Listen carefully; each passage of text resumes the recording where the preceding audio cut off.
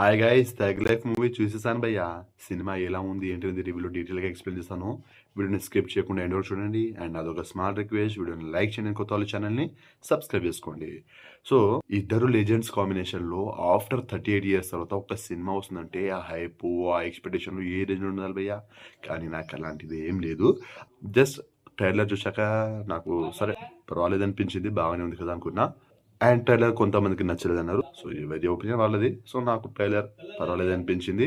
So ఈరోజు cinema అయితే చూసేసాను. వీళ్ళు లాస్ట్ సినిమా నాయక్ 1987లో వచ్చింది. సో ఇప్పుడు 2025లో థగ్ లైఫ్లో. సో 38 years తర్వాత డైరెక్టర్ అండ్ హీరో గారి కాంబినేషన్లో tug Life movie. So cinema ఎలా ఉందంటే ఈ స్టోరీ అయితే చెప్పాను. ఎందుకంటే లేదు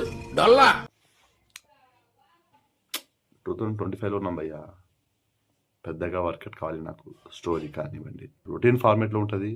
ఫస్ట్ హాఫ్ పర్వాలేదు అనిపించింది భయ్య. సో ఫస్ట్ హాఫ్ యావరేజ్ అని చెప్పొచ్చు. సెకండ్ హాఫ్ అంటే అంతగా ఏమనిపించలే భయ్య. అండ్ కొన్ని సీన్స్ ఉంటుంది, అవి బాగానే వర్కౌట్ అయినాయి. అండ్ బ్యాక్గ్రౌండ్ మ్యూజిక్ కూడా ఏఆర్ రెహమాన్ గారి మ్యూజిక్ అక్కడక్కడ మాత్రమే. ఇక మ్యూజిక్ సినిమాకి పెద్ద మైనస్. సాంగ్స్ కూడా నాకు నచ్చలేదు భయ్య, మ్యూజిక్ కూడా నచ్చలేదు. కానీ కొన్ని చోట్ల బ్యాక్గ్రౌండ్ మ్యూజిక్ వర్కౌట్ అయినాయి అంతే. అండ్ కొన్ని సీన్స్ మాత్రమే బాగుంటుంది. అండ్ త్రిష గారి క్యారెక్టర్స్ ఎందుకు భయ్య నాకు అర్థమైతే లేదు. కమల్ హాసన్ గారి ఆ లుక్స్ మాత్రం బాగున్నాయి భయ్య, డిఫరెంట్ లుక్స్లో. అండ్ కొన్ని యాక్షన్ సీక్వెన్స్ అని బాగున్నాయి. సో ఎక్స్పెక్టేషన్స్తో వెళ్తే మాత్రం పక్కా డిసప్పాయింట్తో వస్తారు. ఎలాంటి ఎక్స్పెక్టేషన్ లేకుండా జస్ట్ అలా వెళ్ళి చూస్తా అంటే చూడండి. వన్ టైం వాచబుల్ అయితే అనిపిస్తుంది, కానీ బోరింగ్ అని అనిపిస్తుంది. కొన్ని సీన్ మరీ ల్యాగ్ చేసినట్టు ఫీలింగ్ అయితే కలుగుతుంది.